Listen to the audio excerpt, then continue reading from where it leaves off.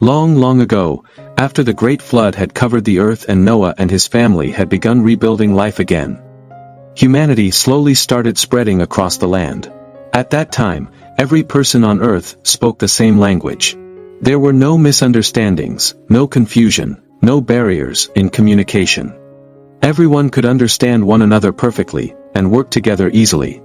Families traveled together, groups moved together, and entire communities journeyed across wide-open lands in search of a place to settle and build new homes. One day, many of these people came upon a beautiful wide plain in a region called Shinar. The land was flat, fertile, and perfect for building. Water was nearby, the soil was strong, and there was plenty of space for a growing population. The people looked around and said to one another, "This place is perfect for us. Let us stay here. Let us build a great city together." They began making bricks from clay and baking them hard in fire. They used sticky tar instead of mortar to bind the bricks tightly together. With strong teamwork and shared language, construction moved quickly.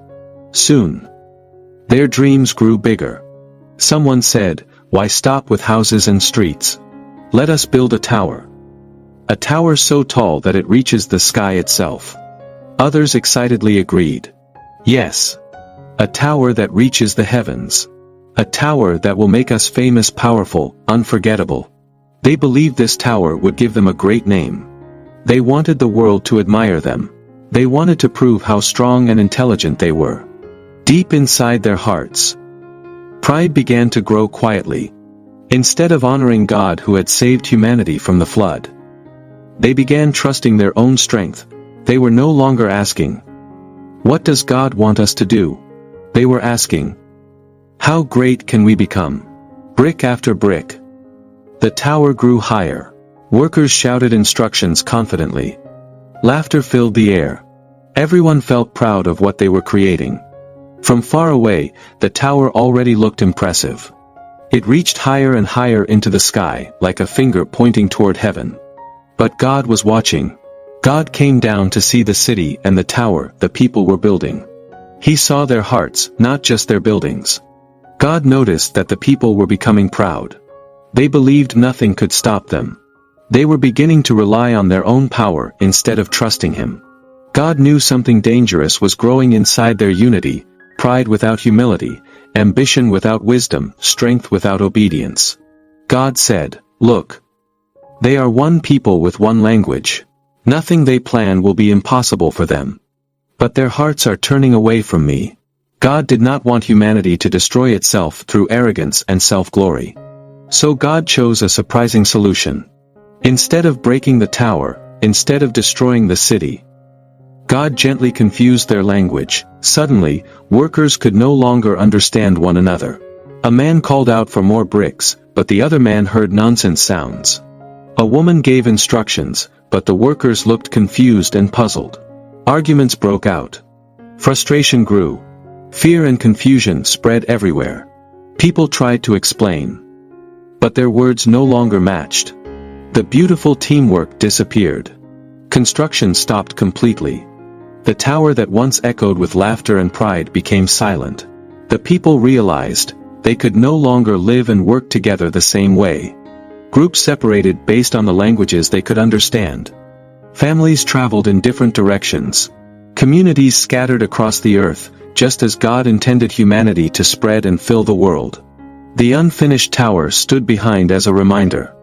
That place was called Babel, which means confusion. Because there the Lord confused the language of all the people. And from that place, God scattered them over the face of the whole earth. But this story is not only about a tower, it is about the human heart.